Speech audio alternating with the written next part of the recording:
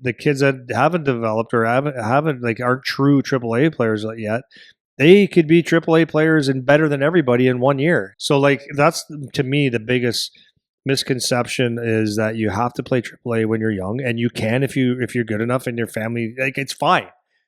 But it doesn't make you a AAA player for life, nor does not making it keep you out of AAA for life. For sure. Do you see the draft lottery yesterday? Any thoughts about that? I didn't see it. I woke up this morning because I go to bed early now because I'm trying to change my life now that my son's done hockey.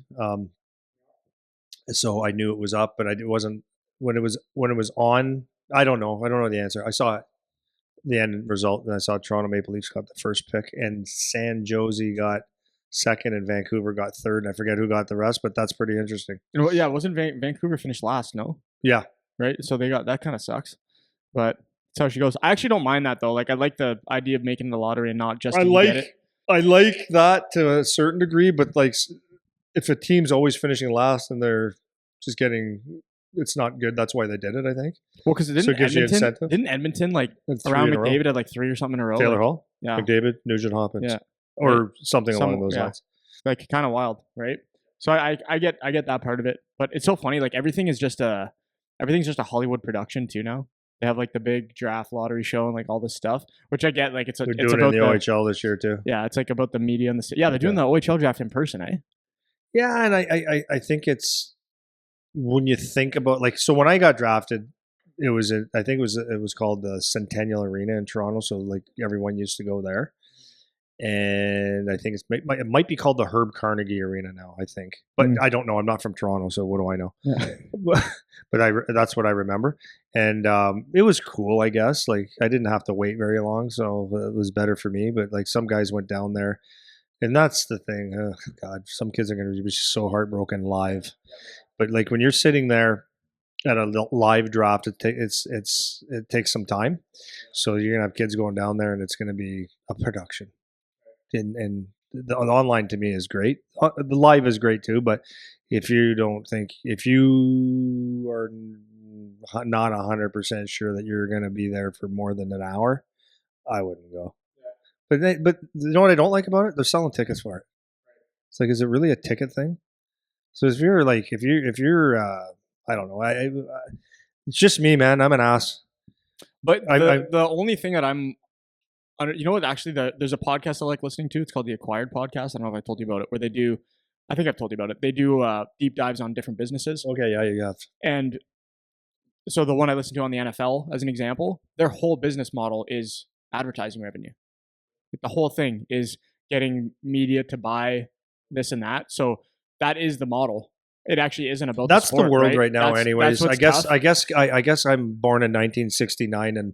No, I just don't like it. But that's the world. Everything is advertising in a big production. Yeah, because that's where the dollars come in. Like the reason that they can have the NHL to the level they have it is because of that. The reason the players can make that money, the reason all of that stuff is because of the business behind it. Yeah, and I'm sure that's why the OHL is doing it. And on the flip side of it, like I didn't mean to be negative about it. It's like the reality.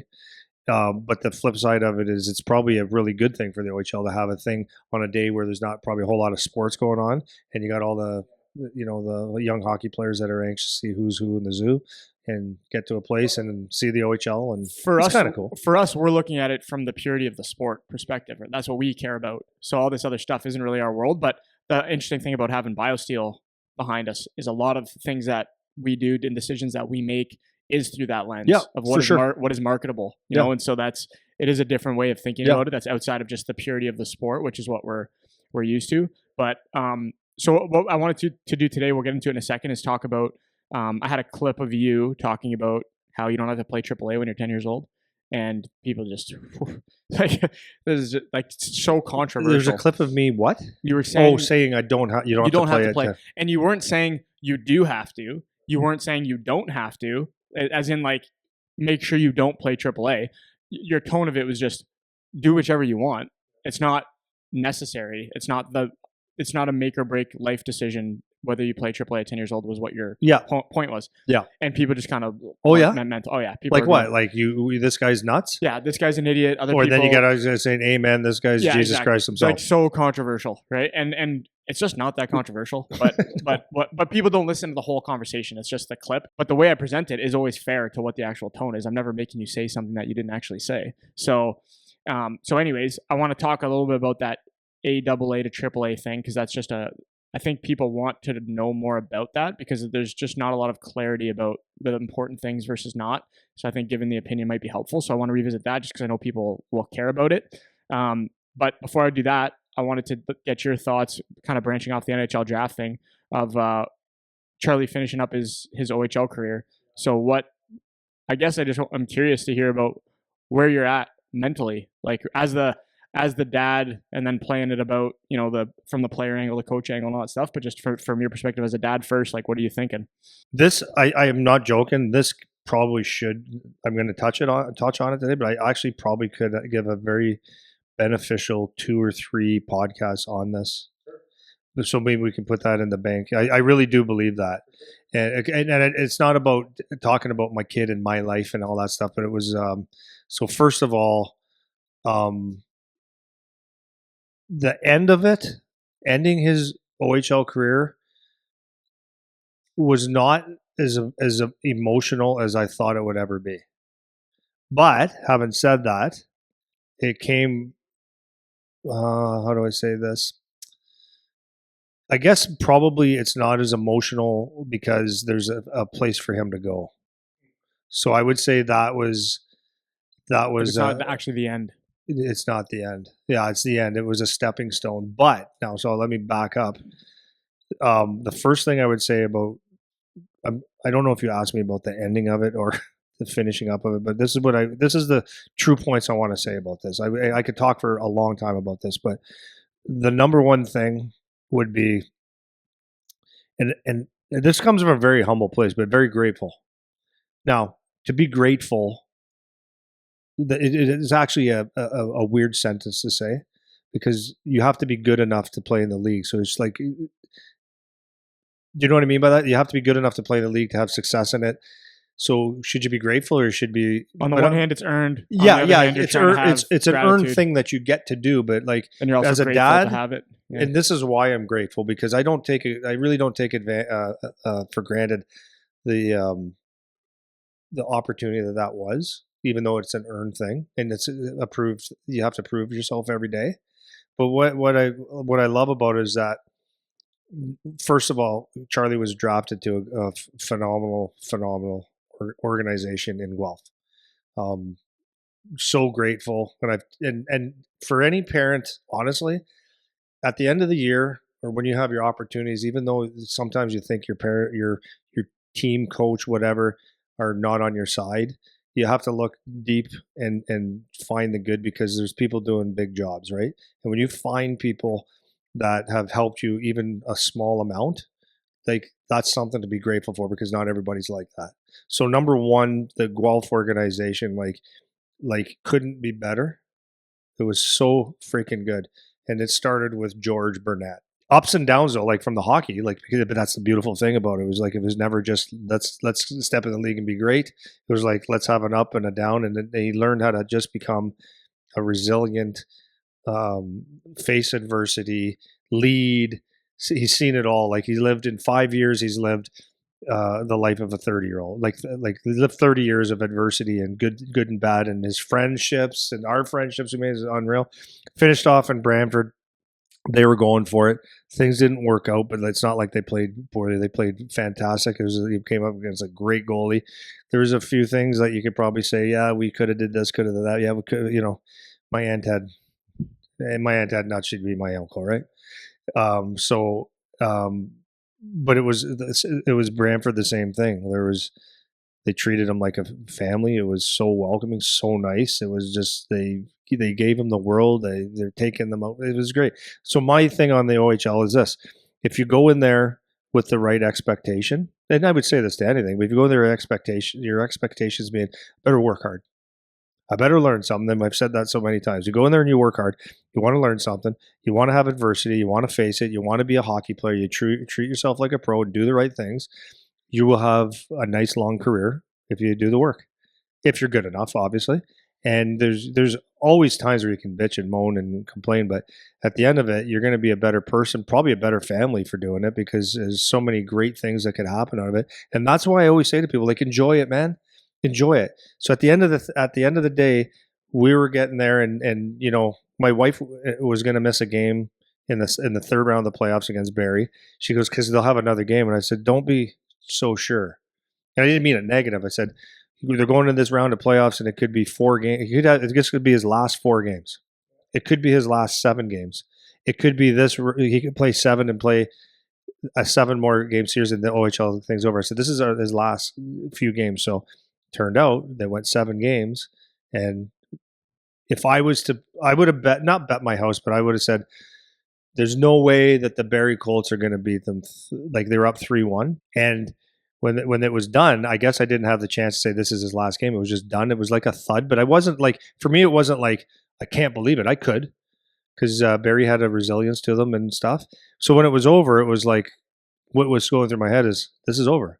And I was driving home. My son was like, now, like, this 5 years went by, and that's what I'm saying. Enjoy it, because it will end. And when it's end, like, my life, like, as a dad, I loved going to every game I could. I loved the OHL, watching my son do that, because I was still a dad. I'm still a dad now, but it was still a good part of our relationship that we could kind of bounce things off and just enjoy our life.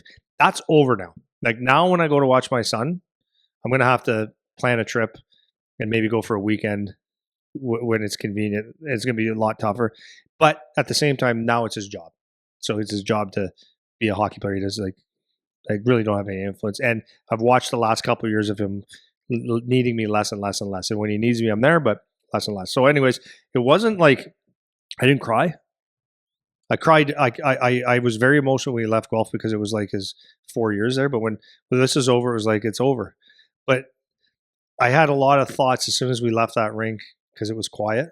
And I was thinking, okay, I will not be making this drive. But I was like today, I was expecting to be gone and go to Brantford to watch game 1 of the finals. It's not happening. It's been awesome, but like, it's not. It's life changing again. It's life changing going in. Tugs on your heartstrings all kinds of different ways, but like, if you have the right attitude and the right mindset, and you actually truly enjoy watching your kid play hockey and not get hung up on all the little things that you can't control, you're actually going to have a really good experience.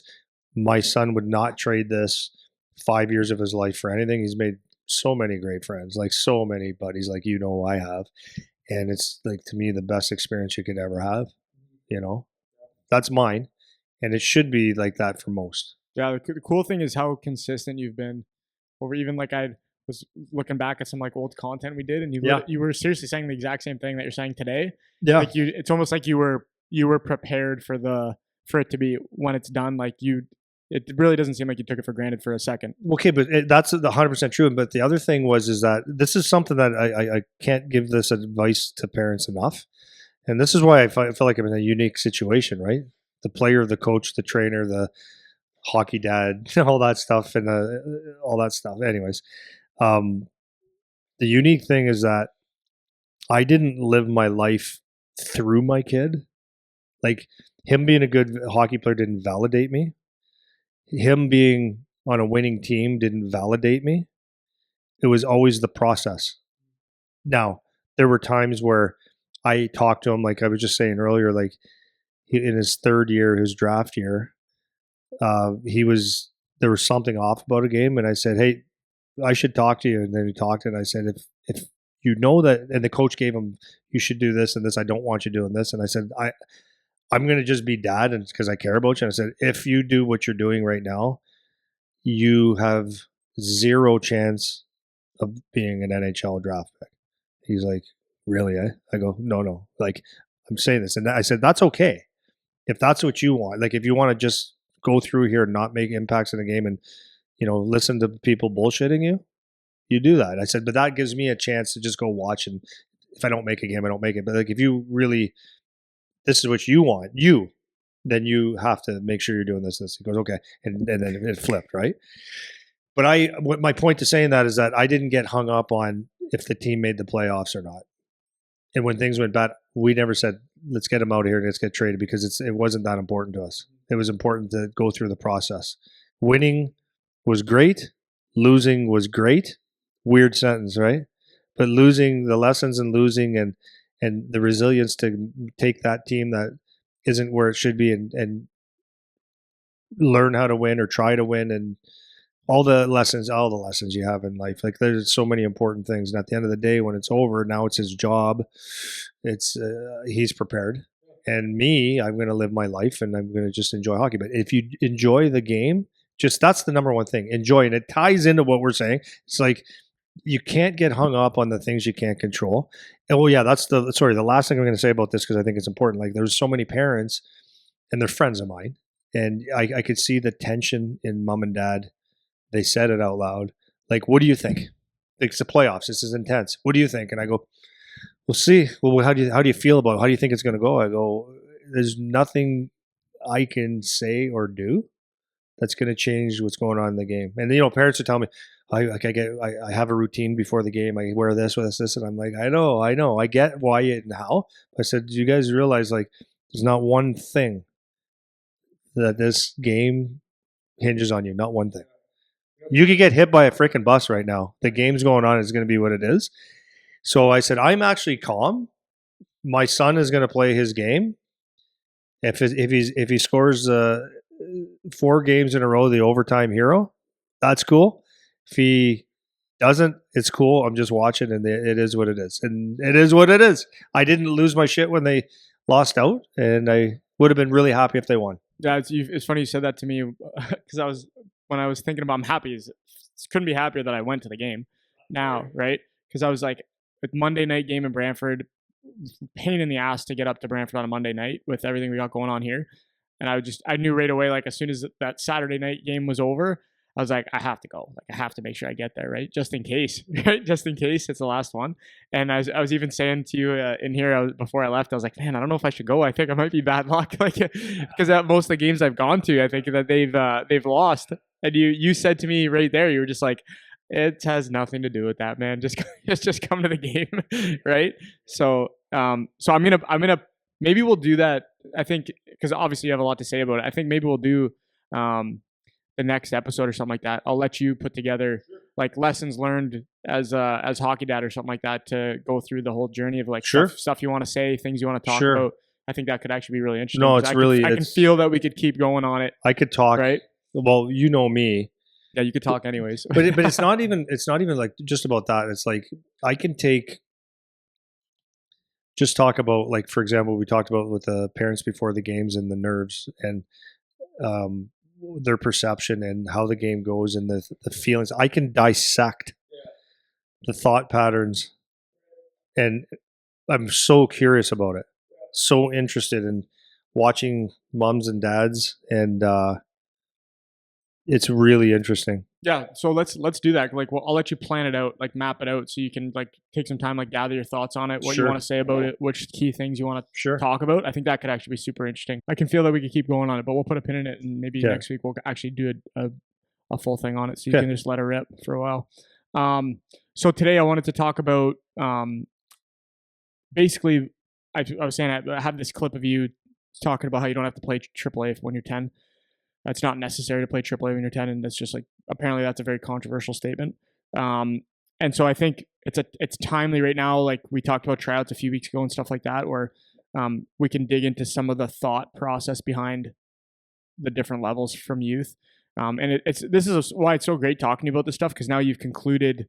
Your kid has gone right through now. He did the whole thing. It's like, now he's going to move on to pro, and like you said, you're kind of not involved anymore. You've basically, and you said you've been, kind of phased out the last few years. Even you're feeling like he needs you less and less. So you've completed hockey dad journey to the maximum of what most parents would want, where their kid gets drafted to the OHL, plays in the OHL, plays their 4 or 5 years in the OHL. You've finished now. So you're a great person to kind of reflect back on some of these things. And you were a parent of a kid who didn't play AAA when he was 10 years old. So he actually waited until later on. So I think contrasting some of the levels, I think, would be is a good exercise so people can hear some of the context behind why we think certain things, and maybe it'll be helpful. And even talking to Dan with his kids team coming up at the A level and like all the crazy stuff that is happening there, and his thought process getting sucked into it and all that is interesting as well. So I think the first part of it that I wanted to talk about is the argument of the gap between the AAA to AAA situation. So, because that was one of the big things I was recognizing in the comments of some of these clips is, if you don't get in early, well, then you have no chance, or you're way less likely to stay there, or like whatever it is. So talk a little bit about that to start. Like, do you agree that there is a big gap between the AAA type levels to AAA? Now here there isn't AA anymore; it's just A in our area. But even if whatever Toronto, whatever it is, how do you think about the gap between those levels to start? Yeah, I don't know what I said the last time, but this is like how I feel about the gap right now is like AAA hockey at 9, 10, 11, even I would even say U12 it's AAA, yes, but are all the best players playing AAA? I'd say no. Is there a gap? Huge, but is the gap a thing that actually makes a big difference? Like it all depends, but like when you're young, like because people have expectations of coaching and the levels and development. Like they don't know what the word development actually means in the terms of what you're developing anyways. So like if you're a young kid and you happen to play you didn't go to AAA, and there's so many kids that don't and they play later, but you go and you have the puck on your stick all game, is that bad? It's not at all, because if you really look at it, like it doesn't happen until like we'll say 11 and 12 where passing is actually a thing. Like you take youth hockey, like kids want to get the puck and they try to score. I'm not obviously for the young ones, but it's really not that much better at U8, U9. It's not the like what I call the real hockey yet. So you're not really missing out on things. The thing is, you just play a lot of hockey. If you want to play AAA, I have no problems with that. But it's not a necessary thing. But the skill gap is big, but it's not going to hurt you to play a hockey, right? But the other thing is that you're not falling behind or getting ahead by playing AAA or not playing AAA either, because you're just playing, and there's so many factors into what makes a good 10-year-old hockey player. The factors could be simply the kid's an athletic kid, got on the skates, and he skates pretty good. Okay, he's going to probably look better than a lot of guys because he's a good skater. So that's one of the biggest things in youth hockey, like young hockey, is that if someone can skate and shoot the puck 2 feet off the ground, they're probably going to get a lot of points and look good. So someone that maybe they started skating early, okay, good. They're probably going to be a little bit better early. Maybe they're physically, they didn't have hit puberty, obviously at 3, but like when you're before 10, you haven't hit puberty, but you still could be an early bloomer, right? And there's a lot of factors going into what makes a good player. So like people get tricked on, okay, my son's really good at 7, 8, 9. He needs to train. He needs to do this. Like we got to get him on the train of development and because he's really good. And it's like you don't even know that yet. I'm not saying it's bad to go stick handle more and stuff, but I think it needs to be more of a playful experience than a training experience. And then the kids that haven't developed or haven't like aren't true AAA players yet, they could be AAA players and better than everybody in 1 year and do nothing. So like that's to me the biggest misconception is that you have to play AAA when you're young, and you can if you're good enough and your family, like it's fine, but it doesn't make you a AAA player for life, nor does not making it keep you out of AAA for life. Like it's way too young to even go there. So what do you think about the argument that if you don't start at 10, your chances of being there later are less and less? You know, all the stuff that people say, right? Like all that crap, and maybe how it's changed over time. Because like even in my own experience, we had a whole bunch of these kids at the time. I believe it was still AA in our area, and we had a bunch of those kids jump up from the LaSalle team and the Riverside team. Those were the two best AA teams, and we ended up 5 or 6 new kids showed up when we were 14 that were actually good players, and they ended up being good AAA players. Now that was in 2006 or 5 or something like that when that happened. Maybe a little later than that, 2007, whatever it was. And some of those guys ended up being our better players at the AAA level. That team was, they were winning me the OHF tournament or whatever it was at the AA level, and they jumped up. And so there's an argument now that it's not the same as it used to be, and all this kind of stuff. So what are your thoughts on that kind of transition? Here's the one thing I know is true, and people can argue it all they want, and you can do whatever you want. Like, it's the thing is, like, I'm here to reassure people, even though most people don't listen. It's like, it'll never change. It just will never change. It would just never change. I don't care if there's only one AAA team in the whole world. You'd have no one to play against, though. But if there's only one AAA team in your old center, then the AA or the A, whatever, is going to be good enough to have players. They're going to develop. People put so much emphasis on a 10-year-old kid or a 12-year-old kid, 15-year-old kid. It's like you're not even a hockey player yet. You play hockey.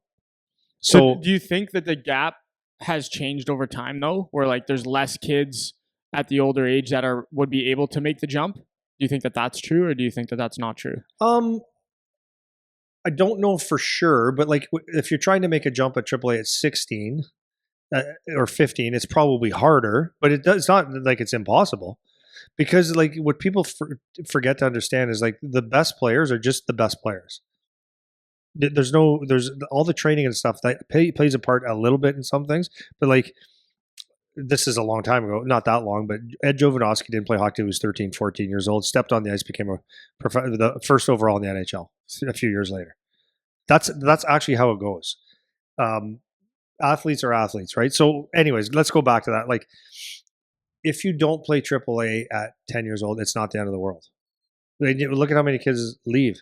Now, I will say this, that especially with opening borders all over the place, it's become crazy. And now what we're actually doing, and I find it hilarious, is you have 5 kids from Windsor, 8 from the Sioux, 6 from Toronto, 12 from London, and they go, my team's not good enough, I got to play in a good team.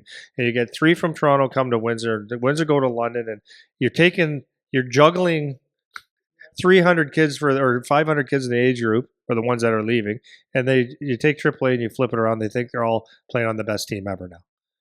It's hilarious, actually. If you actually looked at, like, I look at the kids. We had a lot of kids talking to us this year, and then I have some friends, and I'm going, all these kids that, like, they're gonna be good picks. Like, these are good hockey players. There's like, I think in the last couple of years, I'm looking at a good handful, 5 to plus players that left to go to other teams. If you would have stayed, you got 5 or 6 really good players. That's a good team. So people our age group was the 2010s was the same. Like, we talked about this. Like, we had 1, 2, 3, 4, 5, 6, 8, maybe 8 guys that left the area. Okay, so I wasn't going to say that because I didn't want people that know us say, "Oh, yeah, you're just pissed off that people left here." But this is the honest to goodness truth. We've had every year in Windsor the last few years kids that would make whatever the 2 teams before we even came around. The other 2 teams, the Windsor Sun County teams, that were really good players that would have made these 2 teams really, really good. I'm talking first, second, third round picks, like good players, leave to go to a Toronto team where they're going to be the exact same freaking draft pick as they're going to be. If you're a first round pick in the OHL, it doesn't matter what team you play for. You're a first round pick. Sorry. You might be the second pick in the second round instead of the first round pick, or you might go 12th overall instead of 8th. It doesn't matter. You're a good player. People see that, and what you scout as a parent, and what you think is important is not what the freaking scouts and GMs are looking at. Yeah. Anyways, the problem, so with the boundaries and everything changed, it changes things a bit, and the demographics have changed a bit, right? So, is it hard to find A players to go to AAA? No, it depends how close-minded you are as a coach. Are there kids playing AA that could interchange? There's a couple, maybe, but if you look, you could find something that can replace something, right?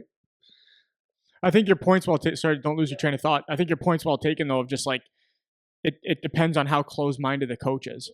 And like this is a huge thing that I notice, and this is every age group. This isn't just for U16 or older teams.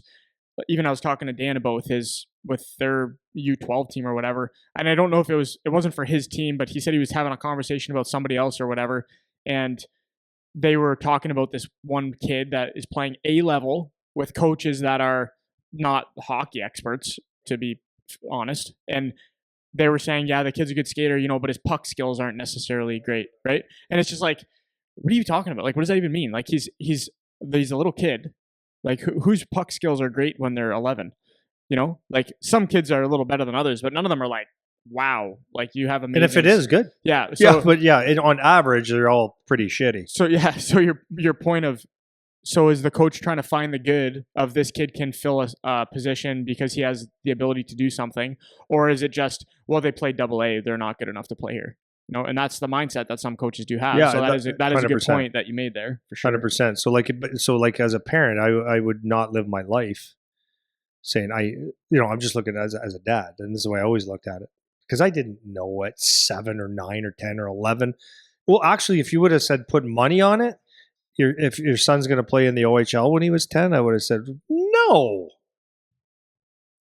And that's one of the reasons I was not going to, I wasn't crazy about it because he was just a good player. Like, because my perspective is I know what someone's going to play in the OHL for real or NHL. Like, if there's that DNA in them, you can see, like, that's a really good player. Like, my son was good. And he's a 05 birth year. This isn't 1983. Like, this just happened. Yeah, like my son, yeah. He didn't go up until he was 13, right? 13. Well, 12, late birthday, 12, 13. Yeah. So U14, right? He didn't go up until U14. So he played 3 years of AAA, right? 3. So you actually did the thing that you're talking about. And so that's this is why I laugh. Yeah. This is why This is why I laugh. Yeah. People are telling me, no, that's not the way it works. It's like, well, you're telling me I'm not wearing glasses right now. Yeah. Well, what the frick is on my eyes? What are my ears holding up? Yeah. I'm wearing glasses. Like, you're telling me I didn't. This is actually the way it works. So it's like, the thing is like, yes, you could have closed-minded coaches, but I wasn't going to, you could get your kid in there and say, okay, we're going to get you here because we don't want you to leave. It's like, if that's how you want to raise your kid, you're going to get on this team so that you don't get booted off. Like, so if you're here, you don't have to work as hard. I don't understand the message. I don't get it. So then when do you think, because I know we just said for Charlie it was 13 or whatever, when do you think the jump is kind of necessary now? Like, you should, and it's still not a blanket statement. No, there is none. Just what would be the age where you're like, okay, now it will, the acceleration of AAA to AA goes like this in terms of ability, where it's worth the jump. So let's just say for a reference point, like, it's not an absolute, but I would say for a reference point is when hockey becomes more real, as much as real as it can be, and where the great equalizer is called puberty. So if I was to make a general statement, and everyone's different, I would say, like, if you're at the U14 where there's number one now, there's body checking. So that it becomes real hockey, because you could spend your kid, I've seen this 1,000 times. Kid's really, really, really good when there's no hitting and there's really no passing and the goalies don't fit in the net. It's an illusion. It's not always an illusion, but it's an illusion that you have a good player. It's a freaking illusion. You get really excited. I understand, but that's what I'm saying. Just enjoy watching your kid, because when it flips to body checking, that style of hockey doesn't necessarily. That's where you'll see the kid that you never heard of before. All of a sudden, no one wants to play against him, and he's really good. It's all in a blender again. So that's where I would say that would be, like, I'm not saying that's exact, but I'm like, if you're going to do it, that would be the time where I'd say, if the kid has a desire to play AAA, that would be the time. And now you could say, well, shouldn't you be really good and get your hand up before others hitting with your nose blocked? But it's like, you got to adjust it at some point. But I would say that would be the general thing for me. And I'm not saying everyone needs to do this. I'm just saying, like, if you're making this decision or you think it's important, it's like probably important at that point, or more important. So I saw a video today. I think it was today, and it was a guy talking about um, doing reps. So basically the question of quality over quantity, and he was kind of falling more on the sides of quality even when they're young, as opposed to, so they use the example in the video of the 10,000 shots. You're shoot 10,000 pucks or whatever, and he was kind of saying it's good to shoot 10,000 pucks, but if you shoot it the wrong way, then somebody else has to fix it later, type of thing.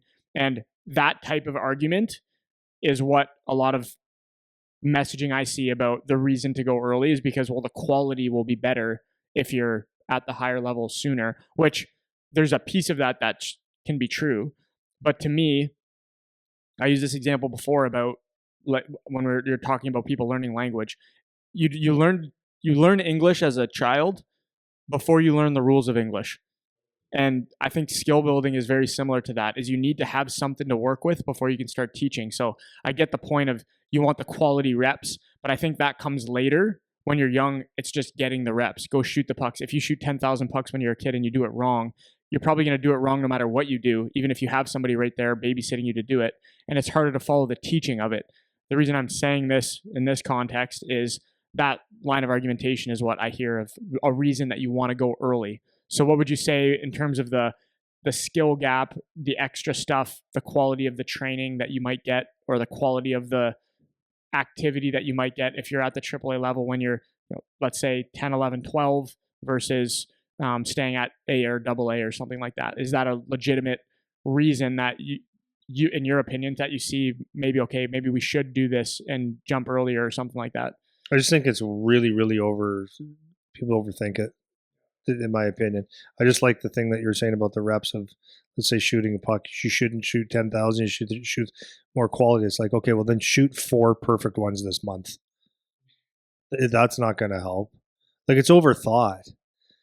And to your point, like learning how to speak is one thing. Learning how to fix the grammar and stuff is another thing. So, like, and I always say, my wife, she'll say, "Can you look up something on the phone?" And it's like I'm sitting here going, like, it's just burning puffs of smoke out of my ears to figure out how to send a text. And she's like, "Hey," I'm like, "Let me do it, man." So, like, when it comes to like training, and when it comes to even AAA, whatever stuff, like, let them do it. Let them do the thing. Like, when you're pissing in my ear when I'm trying to just touch this. Let me just think, because that's the process that needs to happen. I need to concentrate and think. And then when I kind of get a handle of how the phone works, you can say, "Can I show you a shortcut?" Yeah, like, and then it'll take me 12 minutes or 12 years to figure out how that shortcut works. But that's the process. I'm just not going to go, oh yeah. Like, I don't even speak this language. So when it comes to hockey, it's the same thing. Like, just be good at where you are. So, like, you go back to the shooting. Yeah, you can shoot. I always tell people, don't come to a lesson with me unless you shot 10,000. And 10,000 would be a very small amount, because at least you have a clue. I haven't seen too many people actually shoot pucks 10,000 times that have a bad shot or a really bad shot. They need to tweak. So, anyways, going back to the AAA thing, I don't really know what the correlation was with that, but it's like you just go play hockey, man. No, so to address it, like, specifically, I was saying, like, that type of argument of you want to jump sooner because the quality will be better. So the quality coaching, the quality practices, the quality reps, playing with the better players, like, how much value is there on that? Well, yeah. So let me just interject my 2 cents, because this is another thing. I was just talking to Dan about this as well. Like, the people that are coaching typically at these levels, if you get an AA coach versus a AAA coach when they're 10, 11, 12, 13, how good of a coach are we talking? What's the difference? Is it that different? Like, are you going to get way better practices? Are you spending way more time on the ice? Are you spending way... Let's put it this way. You could have a really horrible coach. For sure. You could have... Anywhere you go. Yes, you could have a really horrible coach at any level, true. You have a really horrible... Like, I've had some people say, "Oh, he's a really good coach," and I've been invited to their practices, and it's like, no, it's really bad. But what are you comparing it to? But there are really horrible coaches, not bad people. You're not going to get better, but like, from what they're doing. But sometimes that's in the way, anyways. And you could have a coach in, U10 that's a really, really good coach and really appropriate. And it's nice. Yeah, it's good. for sure. But it's not going to make or break anything with hockey. I think the point I'm making is if just because you get the label of the 3As instead of 2As or 1A, it doesn't mean, particularly at the younger ages, that all of those things are actually going to be better long term. But okay, so the argument is yes, if my son played for the Toronto Marlies and right, if my son played for the Toronto Marlies, London Junior Knights, like a AAA program, if they played AAA, the players on the ice are a high percentage better than you would in an A system. Yes, the games of hockey will be typically faster, maybe a little bit more creative. Yes. Is it 100% necessary that you do that? No, because the good players will adjust to that in 2 seconds. 2 games, let's say you call it 2 games. It's not that critical when you're young. So then how much do you we've talked about this a few times in terms of the skill development part of it too. And when it comes to the actual teaching part of the game, like teaching the skills that are necessary to be good at the game, that's another thing that I think people will overestimate how much better that is if you jump up to triple. Again, like the context of this is basically younger than 14, like 14 and under basically is the context of this. Because I think when you get a little bit older, that's where like coaches will start to get paid a little bit more, or you can get somebody that maybe is a little bit better, but that's not always true, but sometimes it's true. In terms of the quality of what you're being taught to actually be successful in hockey, I do believe that people think it's better than it is of what you're actually going to learn, because a lot of the kids don't actually learn how to play with skills that are relevant. Yeah, it's a really interesting thing that you just said there, because we have some kids that came from Toronto. They're at our school right now. This is just the truth. Okay, this is just the truth. They're on the ice at our normal everyday, and this is not our intense time. The season's over. We're just keeping it interesting and productive, I guess. Hard to do at this point of the year because I really wish they would not be on the ice at all for a while. So these kids from Toronto said, "You guys practice like this all the time?" We're like, "What do you mean?" They go, "This is like hard." So yeah, we do this all the time. This is not even our hard stuff. Like, yeah, this is normal. Wow. In the video sessions, asking, what do you guys do in this? Like we were talking about neutral zone. Okay, this is U16 now. Neutral zone and forechecks and like different systems. And what do you guys do? They go, not so much detail, or not. The kids didn't necessarily know. Like, what do you mean? Oh, huh? Like those are the answers. And the one yesterday had a couple good answers, but it was like some of the ways they play. I told Rich when I said the reason they can do that is because that AAA GTA, there's like just a better handful of players that can get away with mistakes, right? He goes 100%. How much is it the coaching? So this is what I'm saying. I said, okay, so your practices aren't hard. Why aren't they hard? Because you got a collection of players that it was like Brantford this year, right? When in the regular season, even in the playoffs, they were good enough to get away with a lot of shit. But when it really came down to like tightening it up, like they didn't necessarily have the everyday we have to grind for the wins, right? So you could get away with a lot, but like those habits could be bad. So that's what I'm saying about like if you go on the super teams and you play triple, like on some of the stuff in the coaching, if it's they don't have to push it because you got these guys, well then you're not going to work as hard. Okay, so that's not good. Number two, everyone says, well, it's better coaching. I say, well, it's just proven to me their practices suck. Not suck, but they're not close to as hard as ours were, or challenging, or intense, or pace. And number two, the systems were like, yeah, flip a burger. Is that good coaching? So, but do you need to have good coaching? Because either on both sides, you have a good coach, you have a good kid that goes to the OHL, maybe he's got good habits, and you have another kid that's just talented that could just play, and he's going to have to figure it out in the OHL. And it takes desire, and it takes about a week. On that, like, I guess not on that, related to that, I remember talking about this with you last time, and one of the things that you have pointed out, which I thought was a really good point when we've talked about this before, was how the demographics have shifted in terms of the types of people that are in Canada, in Ontario, and whether they would choose to play hockey or not. And that's actually shaping the differences at the different levels, and how the concentration of kids at each level. So people that are coming here maybe aren't necessarily opting for hockey, and then there's the expense on top of that of how expensive it is. So to go into that just a little bit, I don't know if you remember exactly where. No, your I head was mean, at like on that I get the before. gist of it. It's like there's a lot of things that like have changed in hockey. Like when we played, when I first started my business in 2000, yeah, the year 2000, the kids that played. Okay, I'm using my Windsor, Ontario, Windsor area.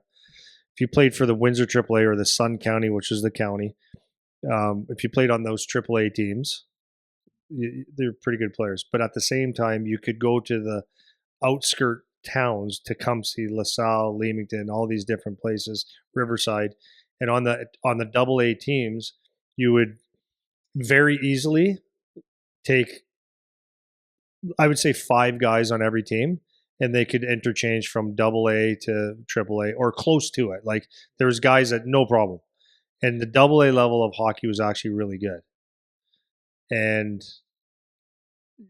for sure you could play AA for a long period of time. It wouldn't be make a difference. But what happened over time is, it sounds like I'm doing a history lesson here, but what happened over time is like Tecumseh was a real powerhouse at the time, like here for AA. A lot of the AAA kids were coming from Tecumseh, and then all of a sudden Tecumseh's program started to go down, and Bell River got really good, and LaSalle got really good. What happened was the population started to go a little bit more out to the county. The Windsor program, for the most part, was getting really diluted. They were having a hard time getting really good teams. But what happened in over time, right? Like the downtown, the city, the core of the city, the demographics of the city was, and this is pretty much every city. You'll see, if you go to Sudbury, Ontario right now, Sudbury sucks. Like the city itself, you would think, what the hell am I in here? Because the outskirts of the city, the towns of the outskirts, is where the population is growing. What's happening in the bigger cities or cities themselves, the downtown cores, is the people that move like from other countries are typically came to the downtowns, and they're so that demographic of, like if you grew up in India, not a real great chance that your dad's coming over here with a bag of hockey equipment. Right? Yeah. So that kid doesn't even know what hockey is. And not like it's actually popular now. But if you came from China, if you came from name cities, right? Yeah, that's not like that's people not that a sport they would be right opting more to play. Yeah, the more where immigration's been big, when they come in, that's not with it, and they're poor. So like your cities themselves, like if you played Windsor 30, 40 years ago, you'd probably play a good Windsor team. If you played Sudbury, it'd be like the downtown Sudbury, the city of Sudbury. If you played North Bay, it's the outskirts now. Oshawa would have been a good powerhouse. Now it's more like Ajax Pickering, right? It's just the way it goes.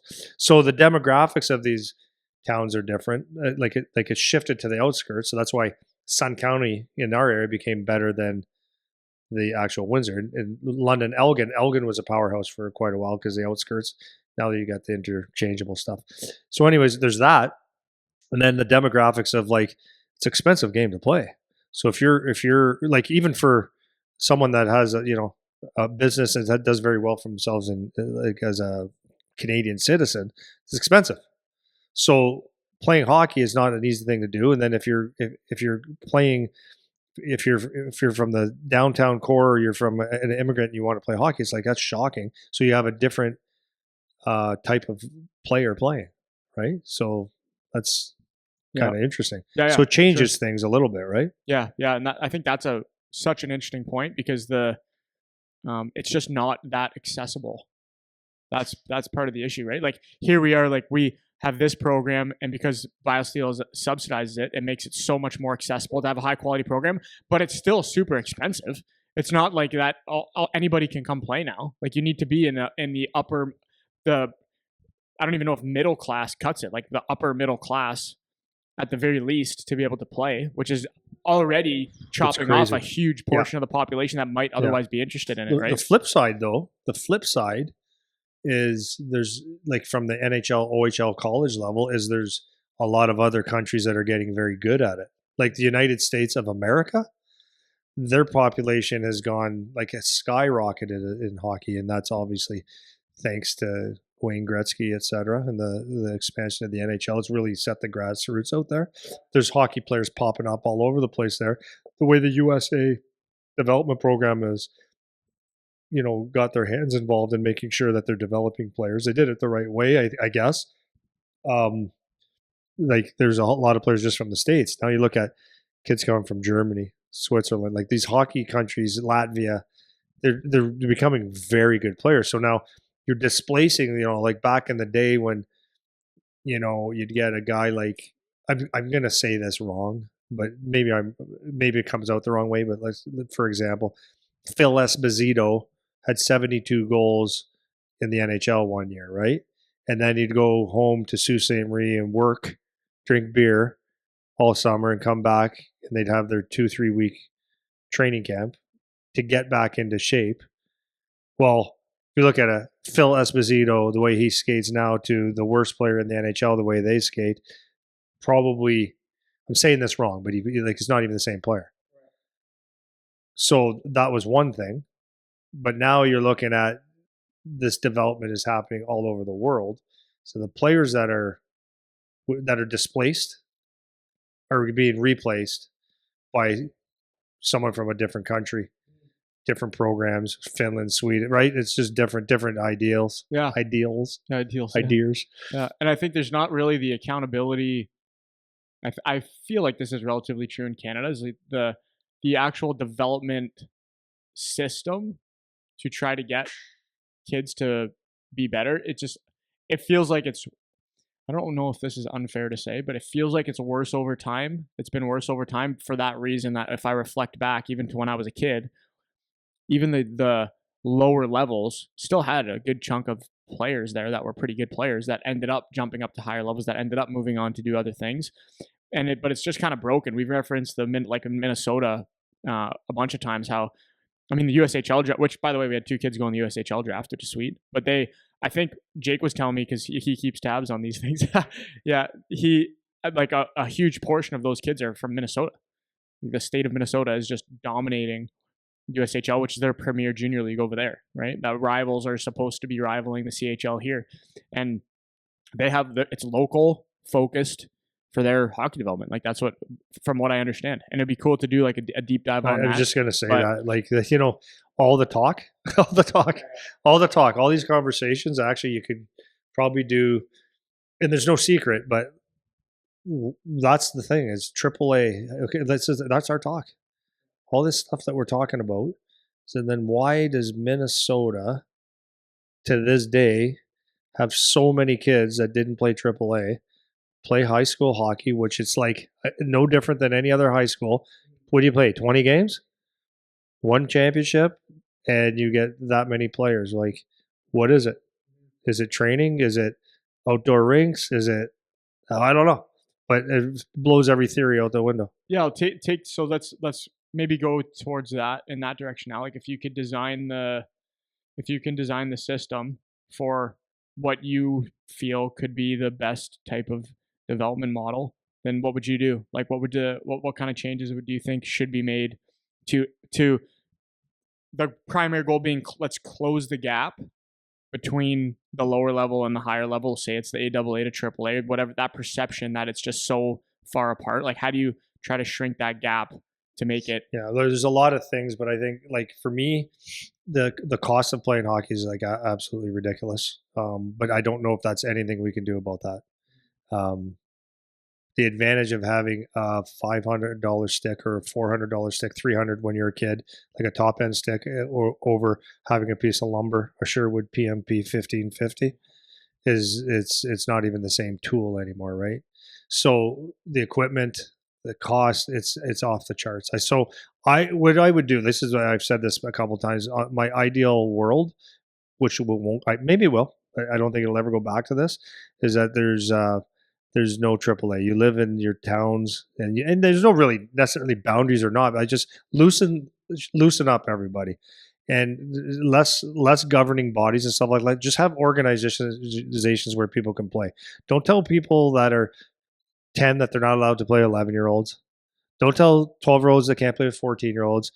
Let them just play freaking hockey, and I would have 0 AAA till probably 14 years old. That's what I would do. I think at 14, because at that time you'd have kids playing, 5, 6 years or longer or a little bit less, but let's say 5, 6 years. I was going to do 6, 7, but I hate that. 5, 6 years of playing hockey, having fun with it, like zero um, um, parents worrying about what color the team is, who's the coach, because it's just play hockey, have fun. The best players are going to come out with that. Yes, you can have coaching and all that stuff, but I would have whatever city you live in, that town, village, whatever. If you live in Toronto, it used to be Chinguacousy. I don't know what it's called. I think it's Brampton now or something. That's who you play for. Get to play the town. It's less travel. It's right there. It's good hockey. Everybody gets to play, and you're gonna have some guy that gets out there and scores 10 goals a game. That's cool. You're gonna have other guys that are gonna just get better by doing it. And to me, that would be a freaking deal. The next phase, as we talked about also, and I think you said the last time we talked about something like this, I kind of not predicted the future, but I was saying like the You next. did. You predicted the future. But I don't want to be right on this. Yeah. I didn't want to be right. But what made sense, because I was looking at the trend of how hockey was going, and it's so crazy right now that people are in a race to get to the best thing and the fanciest thing and the most training. So ideally to me was if you had a place that, which looks like an academy now. It doesn't have to be an academy. It's actually crazy. You called it. It was like 2022 or 2023 or something. Yeah. But it made sense because people were going nuts. Nothing was ever good enough, and it still isn't. So now but for the serious player, right? I wouldn't do this for a 10-year-old. But when you get to the point where I'm a good hockey player now, like I'm 6 feet tall, 5'11", I'm in shape, I'm one of the better players. How can I maximize everything under one roof? This is actually providing it's a good program. There's also people that have a nice brochure that don't do diddly shit. But providing you have a good program and you say you do what you say, there's not a better thing than this, in my opinion. Well, actually, the only thing that could be better about this is there's less of it, but that's not what sells. I would totally, if I could run this, and if I could run this program, or if we could run this program and scale it down just a little bit, I think it would be the best. But that would never sell anybody because more is better to everybody, right? So I think you get here at not ridiculous time. You start the day off with at 8:30 or 8 o'clock in the morning in the gym or on the ice, and it's your practice. And one day of skill if we choose to do that, or mix it up. We have options. So at that in the morning you have that, and then you're at school all day, and it's just the environment and it's the team. So you're doing things as a team and training and everything together. Now you don't have to worry about, I need a training session, I need this, I need that. Yeah. So, but this is where it gets crazy. They still do it. And I'll leave, do we have anything else to talk about? Not really. Okay, so I'm going to leave this one on this. So I was telling the guys, there's two parts here. So I was telling them, you have to ask questions in life. So number one, if I was in my area, I'm not saying it has to be me, but you go to someone that played hockey, that's been through the whole thing, has been through training and all that stuff. Does this make sense? And the answer is going to be yes or no or whatever. So it's got to make sense. So saying like from the fitness side is, I said, you have to ask questions. No, not from the fitness side. You have to ask questions. So Rich goes, that's a really good statement. I said, when someone says you should come to my program, or you should play, let's use this, you should come to BioSteel, it's the best program. If you sit there and say, oh, okay, that makes sense. Does it? How? I just said you should play for us. We're better than someone else. Is that what you take for granted? Or is that what you take with you? My rule is ask, and my wife, she believes in this big time too. Ask minimum 5 questions. The first one should be, why is that? And if they say, well, because we're just better. Well, you don't know anything if that's your answer.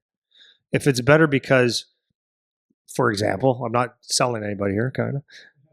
It's better because right now you could drop your kid off at 8:30. Right now you could get on the ice 4 days a week and you get in the gym and you give those reasons. Okay, but but isn't that more expensive? That's a question, and then you answer that one, and you answer who's your coaches, and you go through 5, 6 questions, and you can actually come up with a conclusion like, oh, that is good, or you couldn't answer one question, so I don't think you know too much about what you're talking about, right? So like comes to training, like why if I was like the goalie opened the gym, why would my 13-year-old like how come it'd be so expensive?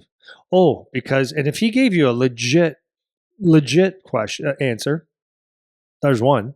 But if it stops at 2 or 3, then you really don't have a reason to do something. So like ask questions. So we were saying about this particular thing, like a goalie training, especially I was saying to like let's just talk about working out. I was saying that to Rich and Matt. It's like if you ask questions, you get answers. So like what staying on the ice, like if I was using this, sorry, I'm all over here, but if you're saying like this, if you tell someone to you should stay off the ice in the summer because you need to do some recovery, and if someone says, oh, okay, and they do it, they're dumb. The next question should be, why is that? Well, because you're using, because that's question number one, because what happens in hockey, and we use like what the Edmonton guy said to us, is that at the end of a season, your body's like a fishing pole and you're hunched over and you're using all these muscles that squeeze you together and you need to straighten yourself out. So you need to work on those muscles. If you continue to play hockey and you go on the ice, then you just get tighter, tighter, tighter, tighter. Oh, okay, that makes sense. So what's the next step? And then you can continue on a road and then either makes sense to you or not. But you got to ask questions, man. So like a lot of the stuff that we talk about, people just listen or look at what other people do, and they just do it because they think without thinking that that's the obvious step to take. And like, not that I'm the guru of anything, but like, there's a lot of like the other thing is that there's a lot of people and a lot of things out there. They're just to take your money, and they'll tell you everything they need to do to take your money. Of course, if I own a hockey school 90% of the time, if I own a stick handling camp or a shooting range, that you should be shooting pucks every day. Of course. But like, is it quality, right? Is it good? I don't disagree. I don't think with any of that. I think where it plays into the greater conversation is what you said, is even at the younger ages, it's like there's this desire to just jump and go and do the next thing and follow the flashy thing and go where everyone else is going and all that kind of shit. And that doesn't mean it's a better thing. But you can do whatever you want. But that doesn't mean that it's better. And so when you're talking about making some of these decisions, I think the way that you laid it out in terms of like what the ideal system would be, it's like it's pretty simple, actually. It's actually not that complicated. So I'll finish on this one now. Okay, so this is, and you know this. So my son, similar to a lot of players, the landscape even for the NHL has changed. OHL to NHL, American League and stuff. So my son's drafted to Dallas, and I'm not making a decision. I'm trying to help my son make the best decision. Informed. Because it's really easy to just listen to one person and say, like, okay, so this might take a couple minutes. Is that okay? So every player would like to finish the OHL, go straight to the National Hockey League, which doesn't happen very often, but it does. So that would be great. That means you're good. That means you're making money. Okay, number one. That's that. The second thing you can do previously was go to the American League or East Coast League, and or you didn't sign at all and you went to Canadian University if you're Canadian. The Americans would go to college, and that was that. Now we're presented with getting drafted in the National Hockey League. There is going to be some sort of talk about a contract. Like there's a talk about a contract right now, but there's on the flip side, there's a talk about what if you went to university for 1 year. So our resistance to that, my son and I, because we're almost identical, like our thought patterns and the way what we believe in stuff, was like, I want to go to school. I hate school. You know that. Not necessarily it's the reaction, but it's not maybe the best choice. So now the question is, what are the good and the bad of either? Right? So just laying it out. If this is not just my son, but anybody. But this is what we're kind of going through right now. If you have 2 bad games, maybe you go to the East Coast League. Is that the best place? Maybe not. Maybe the American League, he plays there and he does decently, but does that still prove that he's going to be a better player than if he went to college for 1 year? If he goes to college, is that the best move? Is it not the type of player he is? He doesn't need to get bigger, doesn't need to be faster. He's strong as a horse. He wants to play games. So is that good for him? So my point is, like, you'll talk to some people and say, well, you should go to college. Take college 1 year. It's one more step. It's like, yeah, but it's not maybe the step for him. Go to the American League. He's a pro. I got a lot of guys saying that. No, take the pro. Take the pro. He's a pro. He's a pro. It's like, okay, but you're just saying it loosely. So you could take information and just say, yeah, okay, I'll do that. I'll do that. You have to have an intelligent approach to it. So like the way we're going to sit down in the next, couple of days, providing this is what he wants to do, but he's going to ask, like, Dad, okay, let's get down to it. And it's going to be what we have to actually try to make the best decision. Going back, this would be like going back to the kid that gets drafted in the 3rd round in the OHL. Yeah, I want to make the Guelph Storm or the Brantford, whatever, London Knights, whatever. But is it the best thing to play as an underage if you can? Because you're going to get 3 minutes a night, maybe. Or should you go play for their junior B team or a development place and get ice? And it's no one knows the right way. It can appear like you're making the right decision, but whatever. So that's what we have to decide right now. But what we're looking at it, like we have to look at it, is like, this would feel good for my ego. This would suck for my ego. This would be good for my development long term. This would be good for my development long term. Whatever. So at the end of the day, this next year, playing pro or playing college for 1 year, is one or the other going to make him that much better, or is it the same? So it's just like we have to ask a lot of questions and like really take an intelligent approach on this, and that's what we're going to try to do the best we can. No different than any other kid. Like, it never changes, right? And you can do that as a free agent in the NHL and all these things. You got to make the best decision for you, and like what everybody else is doing is not what necessarily is the best thing that you need to do. So if you tie that back into just like closing it out for the AAA to AAA. Yeah, so like my point to that is like you just do what's best for you. If money's the issue, then you don't have to go to AAA. If money's not an issue, then that's probably not like no big deal. If it's all about development, it's like you got to really look at what for you, but you got to be honest though, right? You can't just say because I want to wear a AAA jacket. Is it the best development path for you? So like if you're not one of the better kids on the team, like why would you want to play AAA and be second fiddle on the team, get the second tier of ice time when you could play on a good A team and get all that stuff? So it's like, it is unique to you. And when you're making these decisions, like ask questions. Like I would seek out people that actually know something about the game and might give you the time of day and just give you true answers. Like you might not be able to find it right away, but that would be number one. Number two, I would ask more than one question and dive deep into the questions. And when they run out of answers, that's all they know. And then make a decision based on what's best for you, not what's best for what everybody else thinks. Because what everybody else thinks actually doesn't matter. Like truly, it actually doesn't matter. Well, hopefully that's timely and helpful, because I think it's that's in the minor hockey space, that's like the main decision that are going on right now. So I know we talked about a whole bunch of different stuff there. So hopefully you people find that interesting. And I think next week maybe we'll do that revision of your hockey dad lessons. I think that'd be cool. So I would like that. Sure. Cool. All right. See you guys next week. Goodbye.